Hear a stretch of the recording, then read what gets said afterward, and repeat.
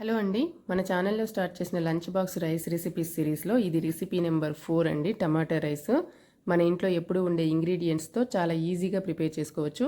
ఇప్పుడు ఈ టమాటా రైస్ని ఎలా తయారు చేసుకోవాలో చూద్దాము. దీనికోసం ముందుగా స్టవ్ వెలిగించి ప్యాన్ పెట్టుకొని 2 టేబుల్ స్పూన్ల నూనె వేసుకుని నూనె వేడెక్కిన తర్వాత 3 యాలకులు, 4 లవంగాలు, 2 చిన్న దాల్చిన చెక్క ముక్కలు, 1 బిర్యానీ ఆకు వేసుకుని వేయించుకోవాలి.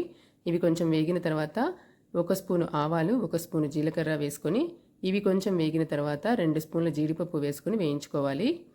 జీడిపప్పు వేగిన తర్వాత 2 పచ్చిమిర్చి ముక్కలు, కరివేపాకు, 1 మీడియం సైజు సన్నగా కట్ చేసిన ఆనియన్ స్లైసెస్, పసుపు కూడా వేసుకుని వీటన్నిటిని ఒకసారి కలుపుకొని 2 నిమిషాలు లో ఫ్లేమ్లో ఫ్రై చేసుకోవాలి.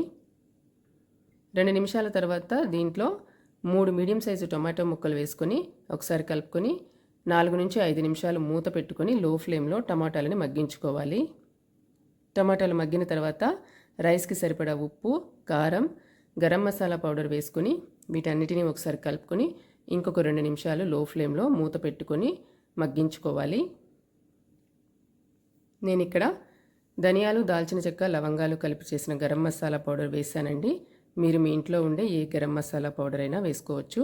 ఉప్పు, కారం కూడా మీ టేస్ట్కి తగ్గట్టుగా అడ్జస్ట్ చేసుకోవచ్చు. 2 నిమిషాల తర్వాత మనం కుక్ చేసి పక్కన పెట్టుకున్నటువంటి రైస్ కూడా వేసుకొని ఈ మసాలా అంతా ఈ రైస్కి పట్టేలాగా బాగా కలుపుకొని ఇంకొక 2 నిమిషాలు మూత పెట్టుకొని లో ఫ్లేమ్లో వేయించుకోవాలి.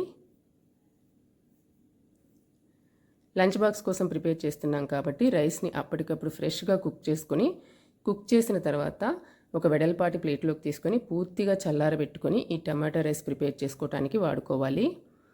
ఇంట్లో తినడానికి చేసుకునేటట్లయితే లెఫ్ట్ ఓవర్ రైస్తోనైనా సరే చేసుకోవచ్చు. కిడ్స్ కోసం ప్రిపేర్ చేస్తున్నట్టయితే స్పైసెస్ని తగ్గించి వేసుకోవాలి. 2 నిమిషాల తర్వాత ఈ రైస్ని ఒకసారి కలుపుకొని కావాల్సినంత కొత్తిమీర వేసుకొని ఇంకొకసారి కలుపుకొని వేరే బౌల్లోకి తీసుకొని సర్వ్ చేసుకోవాలి. అంతేనండి, టేస్టీగా ఉండే టమాటా రైస్ రెడీ అయిపోయింది. ఇది ఆఫీస్కి లంచ్ బాక్స్లోకి తీసుకెళ్ళడానికి, డే అవుటింగ్కి కానీ, పిక్నిక్కి కానీ, ట్రావెలింగ్కి కానీ వెళ్ళేటప్పుడు తీసుకెళ్ళడానికి బాగుంటుంది. టేస్టీగా ఉంటుంది, స్పైసీగా ఉంటుంది. ఈ రైస్ని యాజ్ ఇట్ ఈస్ ఇలాగే సర్వ్ చేసుకోవచ్చు, లేదంటే రైతాతో కూడా సర్వ్ చేసుకోవచ్చు. స్పైసెస్ని మన టేస్ట్కి తగ్గట్టుగా అడ్జస్ట్ చేసుకుని వేసుకోవచ్చు. ఈ రెసిపీ మీకు నచ్చితే మీరు కూడా మీ లంచ్ బాక్స్లోకి ఒకసారి ట్రై చేసి చూడండి.